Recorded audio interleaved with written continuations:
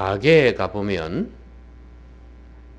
어느 특정 가수의 사진이 걸려 있는 것을 많이 보게 됩니다. 여성 팬들이 특정 가수를 아주 좋아하는가 봐요. 그리고 팬클럽도 있습니다. 그래서 자기들끼리 모여가지고 봉사활동도 하고 또 그 가수를 지지하고 홍보하는, 자기 돈 내가지고 그렇게 하는 걸 볼 수가 있습니다. 그래서 어떤 사람이 물었습니다. 왜 이런 일을 하냐고. 그랬더니 하는 말이 그렇습니다. 저는요, 그 가수의 노래를 들으면 치유가 됩니다. 그러는 거예요. 그러면서 대표적인 예를 들면서 어느 노래를 이야기를 하죠. 그 가사를 보세요. 이러면서 꼭 내 이야기만 같아가지고. 그러니까 그 곡을 지은 사람은 따로 있고 그걸 전달하는 사람은 또 따로 있는 거죠. 같을 수도 있지만. 그러니까 그 노래라는 것은 일종의 메시지입니다. 그 가사가 있을 거 아니겠습니까? 그렇죠? 가사가 있고 그 다음에 이제 곡을 통해서 전달이 되는 거거든요. 아무리 곡이 좋아도 가사가 없으면 치유를 못 받죠. 쉽지는 않습니다. 내 상황하고 그 가사의 내용하고 너무 맞아 떨어지니까 거기에서 이 감동을 받고 치유를 받는 거거든요. 일종의 메시지가 전해지는 거죠.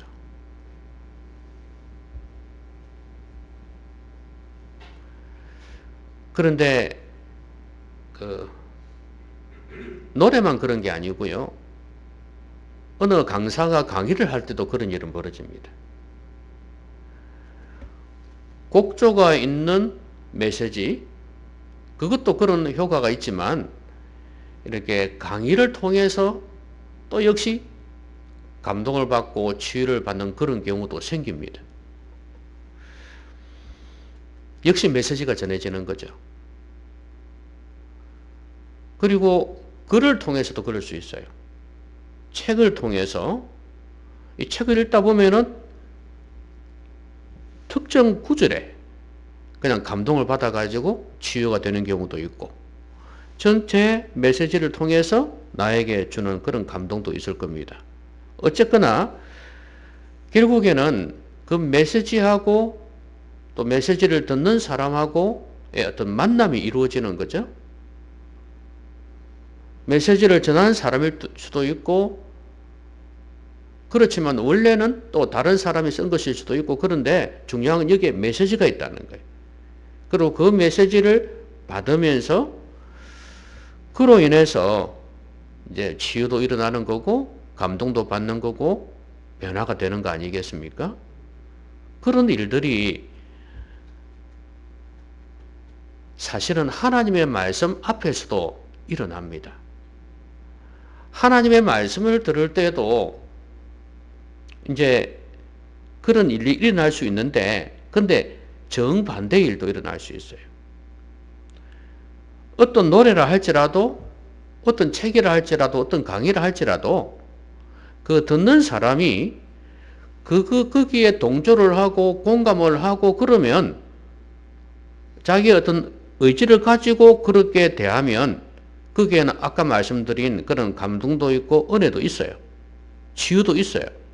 근데 만약에 그게 공감하지 않는다. 그러면 어떤 일이 생길까요? 갈등이 생기겠죠. 왜냐하면 그런 과정들은요, 항상 이제 생각과 생각이 충돌하는 거거든요. 메시지에는 생각이 있습니다. 생각과 생각이 충돌하고, 그 다음에 가치와 가치가 충돌해요. 그리고 경험과 경험이 충돌해요. 그리고 인격과 인격이 충돌해요. 좀 넓게 이야기하면 삶이 충돌한단 말이죠. 근데 저거는 나하고는 거리가 먼 것이다. 난 저기에 반대해. 그러면 금방 말씀드린 그런 좋은 일들이 일어나질 않아요. 오히려 어떤 일이 일어날까요? 그 내면 속에서 그 노래를 듣든 강의를 듣든 간에 책을 읽든 간에 그 안에서 갈등이 일어나고 충돌이 일어나요. 하나님 말씀을 들을 때도 그렇다는 말이에요. 이런 갈등과 충돌이 일어날 수도 있고 아멘으로 화답하면서 은혜가 있을 수도 있어요. 감동이 있을 수도 있고 치유가 있을 수도 있어요.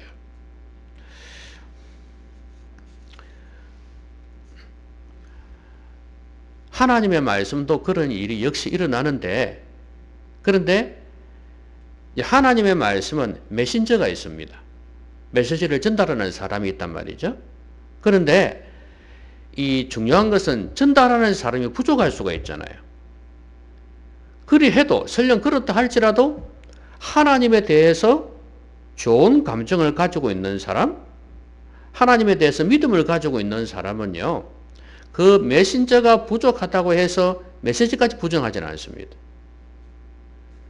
하나님의 말씀 그것을 부인하지 않는다 그 말이죠. 설령 부족할지라도 메시지는 하나님의 말씀이니까 받아들여요.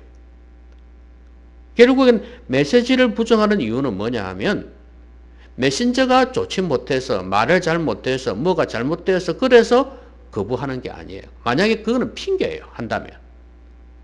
궁극적으로는 뭐냐 하면 하나님을 별로 믿지를 않는다는 거예요. 하나님을 별로 좋아하지 않는다는 거예요. 자신의 어떤 경험이든 어떤 상황이 있었던지는 몰라도 그렇다고 말이에요. 그러니까 당연히 하나님의 메시지를 거부하는 거죠. 오늘 이런 부정적인 사건이 일어나고 있습니다. 서재반이라는 사람이 하나님의 말씀을 전하고 있어요. 이 말씀이 전해지는 이곳에서 놀라운 일들이 일어나고 있습니다. 저는 오늘 이 말씀을 통해서 어떻게 하면 말씀을 잘 들을 수 있을까? 그것을 여러분에게 좀 말씀드리고 싶어요. 반면교사이기도 합니다. 부정적인 일이기도 합니다만 그 교훈을 받을 수가 있습니다. 자, 제일 먼저 우리가 알아야 될 게 하나 있습니다. 그게 뭐냐 하면 말씀은 드러낸다는 거예요. 뭐라고요? 말씀은 드러낸다는 거예요. 뭘 드러낼까요? 드러낸다는 것은 감추어졌다 그 말이죠. 감추어진 것을 드러내요.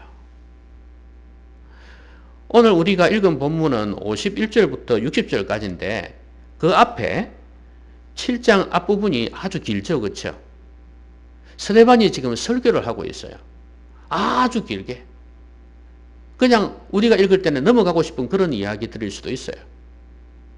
근데 여러분 잘 보시면 그 앞부분은 구약의 역사라고 봐도 괜찮아요. 이스라엘 백성들의 역사라고 봐도 돼요. 지금 우리야 구약 성경도 있고 신약 성경도 있고 이러니까 다 알고 있고 배워서 그렇지만 이 당시 사람들은요 성경이 다 손에 들려있지 않았지 않습니까? 그렇기 때문에 이스라엘 백성들의 역사를 잘 모를 수도 있어요. 그냥 자기 선조들에 대해서 좋았던 이야기 그것만 생각할 수 있어요. 뭐 아브라함 이야기, 그 다음에 다윗 이야기 이런 유명한 무용담 같은 그런 이야기들을 가슴에 안고 자부심을 가지고 내가 이스라엘 백성이라는 어떤 그런 자부심 있잖아요. 그걸 가지고 살아가는지도 몰라요. 그런데 스데반이 그 역사를 이야기를 하면서 조상들의 숨은 죄악을 드러내고 있습니다. 이 사람들은 이스라엘 백성이라는 자부심이 있는데 그럼 그게 뭐냐? 자기 선조들에 대한 자부심도 포함이 됐을 거예요. 좋았던 일들만.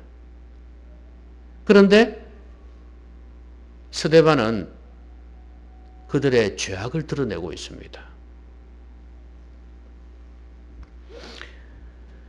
특히 이제 모세가 중심이 되는데요. 여러분 모세가 뭐 하던 사람입니까? 모세가 뭐 하는 사람입니까? 아, 숫자를 세지 못하는 사람이라고요? 수학을 못하던 사람? 모세.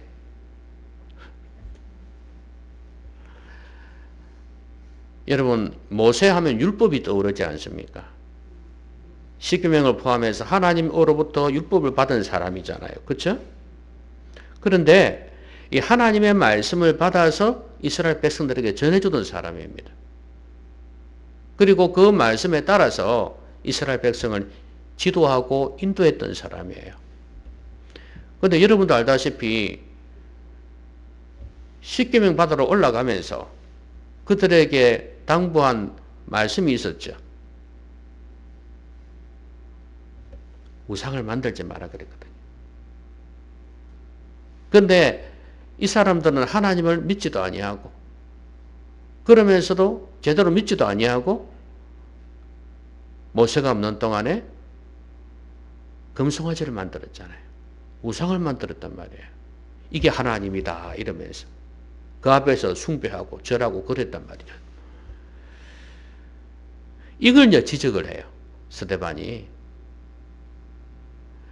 그러면서 이들이 얼마나 종교적이었는지 그걸 지적을 하고 있습니다. 다윗 때 이야기를 하면서도 그래요. 하나님은 성전에만 계신 분이 아니다 이거예요.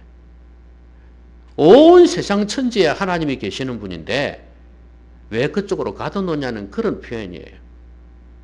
그러니까 종교적이고 성전에만 갇혀있는 진짜 하나님의 역사, 성령의 역사, 말씀의 역사는 상관없이 신앙생활을 하고 있는 이 사람들을 지금 지적하는 거예요.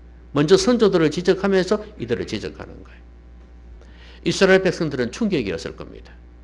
아니, 우리가 그렇게 존경했던, 우리가 그렇게 자부심을 가졌던 우리 선조들이 하나님 앞에서 이런 범죄를 했다고? 이런 생각을 할 거예요. 아무도 이걸 드러내지 않았습니다. 예수님께서 그걸 드러내셨고요. 그렇죠? 또 사도들 중에 베드로와 같은 사람들이 그걸 한 번씩 드러내었어요.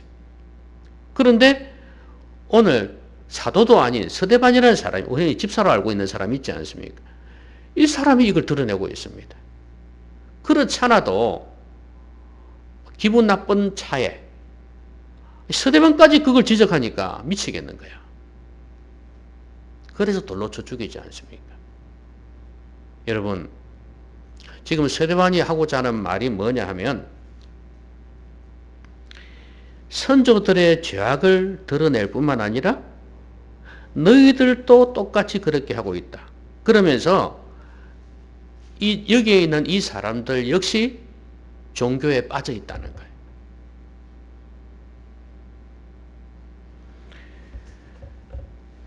솔로몬이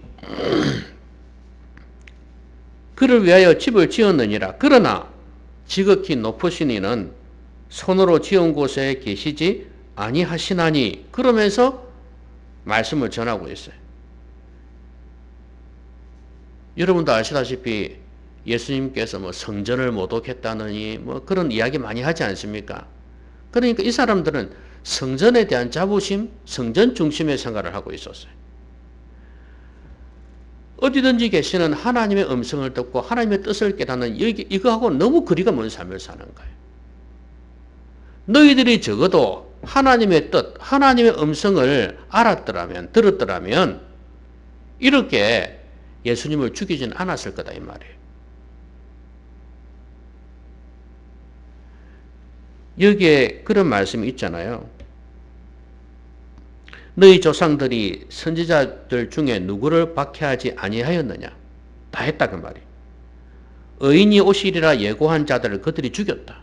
그 선지자들을 죽였다 이 말이에요. 여기 의인은 예수님이에요. 예수님이 오실 것이라고 말씀했던 그 선지자들 다 죽였다 그 말이에요. 이제 너희는 그 의인을 잡아준 자요 살인한 자가 되나니 예수님을 죽였다 그 말입니다. 천사가 전한 율법을 받고도 지키지 아니했다.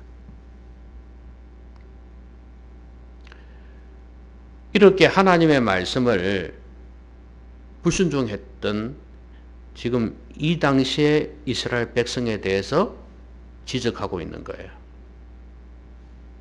이 사람들도 그거 몰랐을 겁니다. 우리는 신앙생활 잘하고 있는 줄로 착각했을 거예요. 그렇죠? 우리처럼 신앙생활 잘하는 사람은 어디 있어? 바리새인들, 사두개인들, 서기관들, 제사장들 안 그렇겠습니까? 종교의식 다 치르고 있으니 일부 정해가지고 나름대로 지킨다고 생각하고 있으니 그런데 이들의 숨은 죄악을 드러내고 있는 것입니다. 하나님과 상관없이 말씀과 상관없이 종교생활만 하고 있는 이들의 죄악을 드러낸 것이에요. 여러분 말씀은 그렇습니다. 말씀은 드러냅니다. 감추인 것을 드러내요. 다른 사람은 몰라도 나만 아는 죄악도 다 드러내요. 말씀은. 말씀을 듣고 말씀을 묵상하다 보면 이게 다 드러나게 되어 있어요. 아시겠습니까? 다른 책은 그 일을 못해요. 근데 하나님의 말씀은 그걸 드러내요. 심지어 내게 유전된 죄악도 드러내고 또 내가 저지른 죄악도 드러내요. 숨어있는 거 다 드러낸다는 말이에요. 하나님의 말씀은 하나님을 대하여 높아진 모든 것을 드러내고 부숩니다.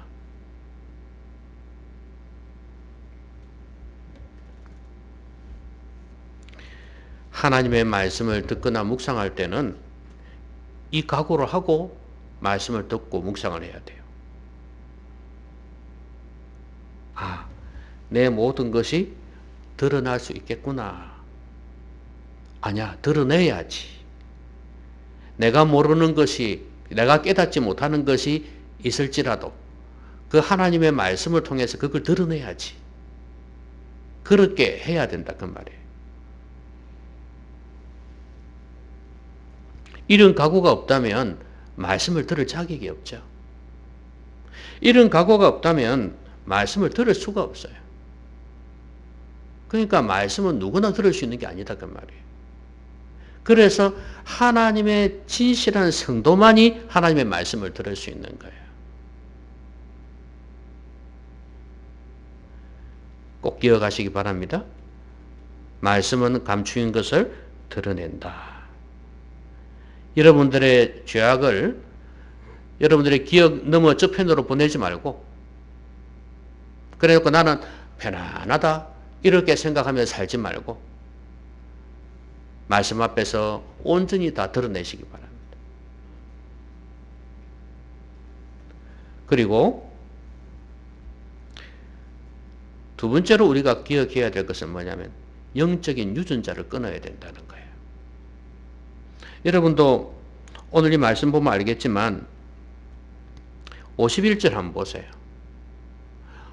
51절에 목이 곧고 마음과 귀에 할례를 받지 못한 사람들아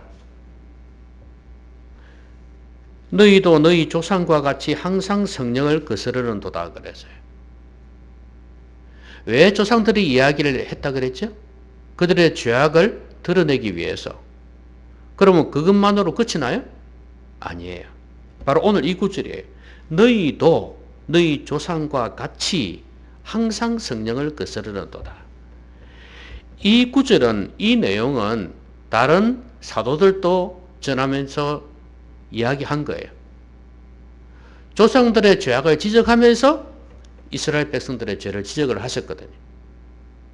그러니까 이걸 보면 너희들은 그 습성을 못 버리고 있다 이거죠.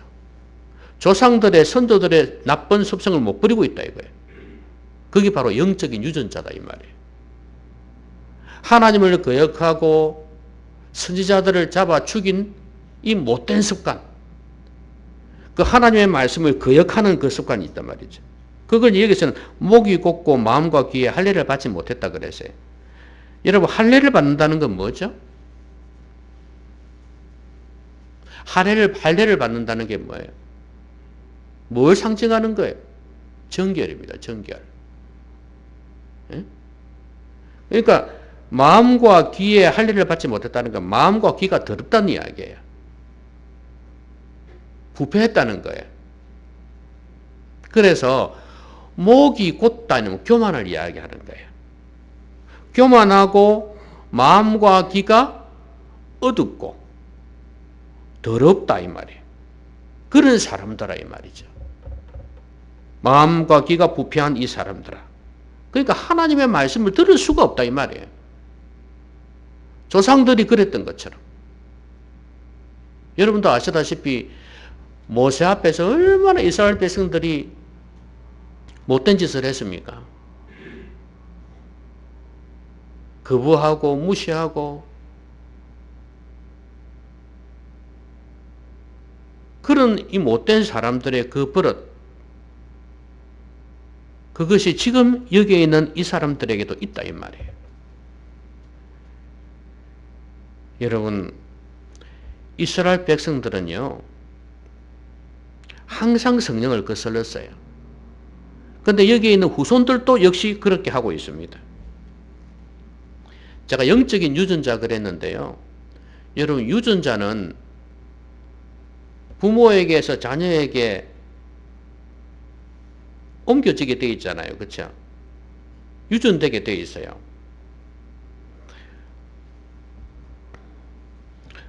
특히 이제 그 암 같은 거 있잖아요. 항상 가족력이라고 물어보잖아요. 가족력이 있는지. 그게 이제 후손들에게 발병할 확률이 상당히 높다는 거죠. 왜냐하면 체질 자체도 그럴 수 있지만 같은 생활 습관이 있다 이 말이에요. 문화가 있다 이 말이에요. 그러다 보면 그게 그대로 전해질 수가 있는 거죠. 그래서 영적인 유전자라는 것은, 그러니까 유전자라는 것은 몸 자체만을 이야기하는 게 아니고 정신적이고 생활 습관적인 면도 다 포함이 되는 거예요. 영적인 유전자 역시 그렇다고 말이죠. 지금 스데반이 이스라엘 백성을 책망하고 있는 게 뭡니까? 너희들이 그 유전자를 끊지 못하고 있다는 거죠. 그 못된 습관을 너희들도 가지고 있다 이거예요. 끊어버리라 이거거든요. 여러분, 여러분들의 선조는 어땠습니까? 여러분들의 선조는 어땠습니까? 조상들은 어땠나요? 우리 모두가 같을 겁니다. 하나님을 경외하지 않았었고, 혹시 교회를 다녔어도 진실한 신앙생활을 하지 못했었고, 대부분이, 그리고 하나님 말씀과 반대로 이 세상에서 온갖 탐욕과 죄악 가운데 살았을 것입니다. 그리고 우상도 숭배했을 것이고요. 자, 이런 유전자가 우리 피 속에 있다면 그게 죄성이라는 거예요. 죄성이 있다 이 말이에요. 이걸 끊어내지 못하면 그게 그대로 우리를 지배하게 되어 있습니다. 여러분, 이 유전자라는 거 겁납니다, 여러분. 유전자는 우리 몸을 지배하듯이 영적인 유전자는 우리의 영과 영혼과 우리의 모든 삶을 지배하게 되어 있어요. 이걸 끌어내지 못한 것에 대해서 지금 책망하고 있는데 오늘 우리에게 이 말씀을 적용을 시켜야 될 것입니다. 특히 여러분 집단적일 때는요 힘들어요. 개인은 그래도 내가 거기에 동조하지 않고 빠져나올 수 있는 그런 시대가 되었습니다. 옛날에는 힘들었고 지금도 이슬람이나 이런 데서는 힘들어요. 집단 전체가 특정 종교, 특정 문화 가운데 있을 때는 거기서 빠져나오기 너무 힘들어요. 지금 우리 시대는 참 그래도 그나마 감사하죠. 그럼에도 불구하고 집단이, 한 집안이 바뀐다는 게 쉬운 게 아니에요. 따라서 한 개인도 쉽지는 않다 그 말이에요. 여러분, 이 영적인 유전자는 우리 기독교 안에도 있습니다. 여기에 지금 이스라엘 백성들 유대교 있지 않습니까? 여기에 그런 게 있듯이 기독교 안에도 그럴 수 있어요. 우리가 속한 장로교 교단 또 역시 그럴 수 있어요. 한번 잘 생각해 보세요. 과연 내가 속한 교단이나 내가 속한 기독교가 어떠한가? 깨어 있는가? 한번 잘 생각해 보세요. 종교적이고 교리적이고 순종이 없는 말씀과 격리된 그런 삶을 살고 있지는 않는가? 한번 돌아봐야 돼요. 만약 그렇다면 거기에서 우리는 빠져나와야 되는 거예요. 벗어나야 된다 그 말이에요. 우리 교회는 어떻습니까? 여러분이 속한 가정은 어떻습니까? 비판은 잘하죠. 여러분 종교적이고 교리적일 수 있어요. 그리고 깨어있지 못할 수 있어요. 어떻게 해야 될까요? 내가 나부터 신앙생활을 잘해야 되는 거예요. 그 유전자를 끊어야 되는 거예요. 기도하지 않으면 기도해야 되는 거고 예배 시간에 졸고 있으면 깨어서 예배를 드려야 되고 뭐 할 수 있는 게 한두 개가 아니죠. 지금 제가 종교 생활에 있어서 뭐 헌금하고 봉사하고 먼저 이거 이전에 하나님과 나와의 관계 속에서 제일 중요한 이것을 놓치지 말아야 되는 거예요. 이게 얼마나 중요한지 몰라요.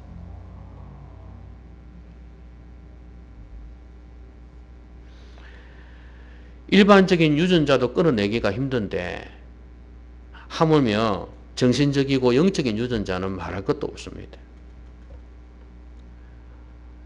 경건 생활이 안 되니까 못 끊는 거예요.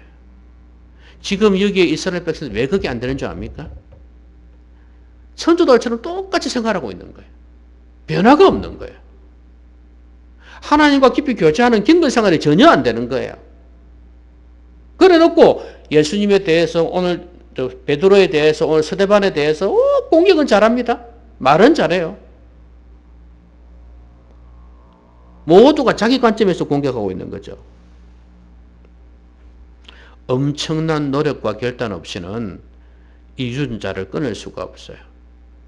형식적인 종교생활을 끊어내야 돼요. 깨어서 기도하지 않으면 안 됩니다. 내가 그 나쁜 유전자의 영향을 많이 받고 있으면 있을수록 더 엄청난 결단이 있어야 된다는 거. 이걸 꼭 기억해야 될 것입니다. 마지막으로 그럼 왜 말씀을 전하느냐? 왜 말씀을 주시느냐? 이 말씀의 목적을 알아야 됩니다.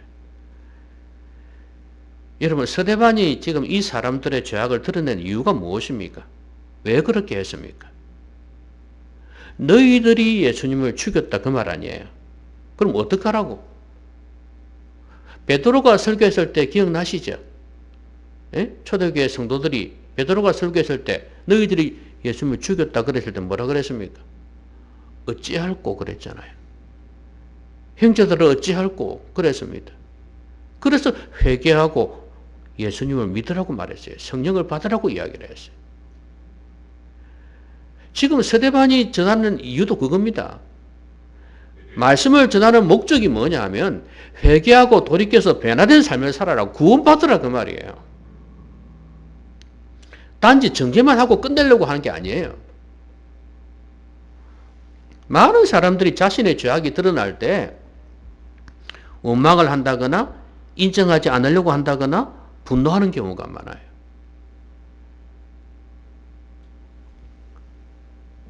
여러분 하나님께서는 그 죄를 드러내어서 회개하고 용서하기를 원하시는 거예요.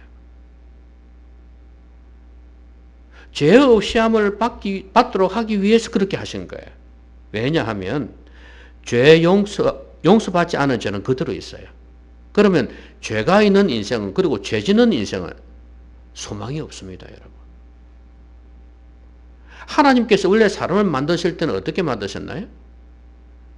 에덴 동산에서 하나님 말씀에 순종하면서 하나님을 경외하면서 살기를 원하셨잖아요.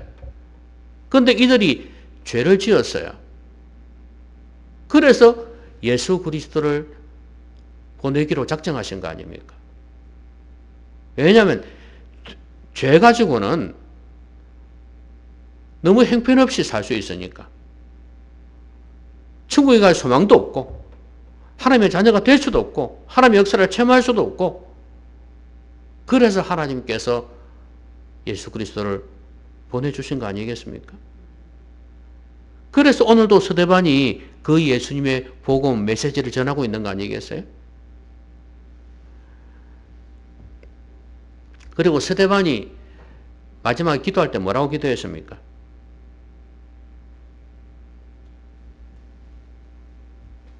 저들의 죄를 저들에게 돌리지 마옵소서 그랬죠. 왜 그렇게 기도했을까요? 그들이 좋아서? 그들이 불쌍해서? 자기를 돌로 쳐 죽이는데 그들이 좋을 리가 있나요? 아, 용서의 사람이라고요? 자기가 그렇게 한다고 또 용서가 됩니까? 이유가 있습니다. 하나님께서 만약에 그들의 죄를 그들에게 돌려버리면 그들은 심판을 당합니다. 구원받을 수가 없어요. 그래서 이 기도한 거예요. 스데반이 설교한 목적이 뭔데요? 말씀 전한 목적이 뭔데요? 아까 말씀드렸듯이 그들이 죄를 깨닫고 회개하고 돌이키도록 하기 위해서 전한 거 아니겠습니까? 그런데 자기 죽였다고 하나님 저들을 죽여주십시오 그래버리면, 심판해 주십시오 그래버리면 자기가 말씀 전한 목적이 없잖아요. 그렇죠? 그래서 저들의 죄를 저들에게 돌리지 말아달라고 기도한 것입니다. 참아달라고. 그들이 회개하고 구원받도록 해달라고 그런 간청을 드린 거예요. 말씀을 전한 목적을 자신이 알았기 때문에 그런 거예요. 여러분, 안 믿는 사람들에게도 말씀 주시는 이유는 죄를 깨닫고 회개하고 구원받으라고 그러시는 거고, 믿는 성도들에게도 말씀 주시는 이유는 뭐예요? 죄를 짓지 말고 하나님 기뻐하시는 삶을 살라고 그렇게 하시는 거 아니겠습니까? 여러분, 복음이란 것은요, 기쁜 소식 아닙니까? 복음. 복음은요, 죄가 전제가 되지 않으면 안 돼요. 너는 죽을 죄인이다 이거예요. 그런데 예수 그리스도를 믿고 회개하면 구원을 받을 수 있다는 그게 복음 아니에요. 죄를 깨닫지 못하는 사람에게는 복음이 없어요. 말씀의 목적이, 복음의 목적이 바로 그거 아닙니까? 그리고 꼭 죄를 지적하는 말씀이 아니라도 일반적인 명령이든 교훈이든 이런 말씀이라도 거기에서 우리는 우리의 죄를 깨달을 수가 있어요. 그래서 하나님께서 나를 어떻게 보실까? 그걸 생각한다면 충분히 그런 말씀을 통해서도 내 잘못을, 죄를 깨달을 수 있어요. 그리고 내가 뭘 해야 될 것인가를 알게 됩니다. 말씀의 목적은 바로 그거예요. 우리의 변화예요. 이전처럼 살지 말아라. 깨닫고 돌이켜서 새로워져라 하는, 그게 바로 말씀을 주시는 목적이에요. 말씀 맺겠습니다. 말씀을 들을 때는 여러 가지 반응과 사건들이 나타나요. 우리가 베드로가 성전 미문 앞에 장애인을 일으켰지 않습니까? 뒤에 이야기를 들어보면 그 사람이 예수님을 믿었다고 이야기를 하거든요. 그 사람이 예수의 이름을 믿었기 때문에 이런 일이 일어났다 이랬거든요. 그러니까 이런 놀라운 일도 일어날 수 있어요. 그런데 오늘 스데반을 돌로 잡아다가 성문 밖에다 그냥 쳐박는 거죠, 그냥. 그러니까 돌로 쳐 죽였잖아요. 이런 일도 일어나는 거예요. 야, 말씀 앞에서 이런 너무 대비가 되는 이런 사건들이 일어날 수 있다는 거예요. 지금 여기 이 안에서도 그런 일이 일어나고 있어요. 말씀 앞에서 진짜 은혜를 받고 변화되어지는 그런 역사도 일어나는가 하면 안에서 충돌이 일어나요. 가치의 충돌이 일어나고 갈등이 일어나는 거예요. 여러분, 말씀은 숨은 생각까지, 마음에 숨은 것까지, 내 삶에 다른 사람이 모르는 것까지 다 드러내게 하는 게 말씀이에요. 하나님 앞에서 더 멀어져 있는 사람일수록 갈등과 충돌이 클 겁니다. 그런 사람은 잃을 게 더 많을 거고요. 더 큰 결단이 필요할 거예요. 그리고 내가 그런 죄를 짓기까지 받은 영향이 있을 거 아니에요. 그 사람들과 환경이 있을 거 아니에요. 그걸 끊어내야 된다 이 말이에요. 그게 영적 유전자를 끊어내는 거예요. 그리고 말씀의 목적은 항상 변화라는 거 잊지 말아야 됩니다. 이전보다 새로워지는 거예요. 그래서 말씀을 통해서 하나님의 마음에 합한 사람이 되어야 될 것입니다. 여러분 모두가 이 말씀의 목적을 바로 깨닫고 하나님 앞에서 하나님이 기뻐하시는 성도들이 되시기를 바랍니다. 기도합시다. 오늘 말씀 생각하면서 같이 한번 기도하겠습니다.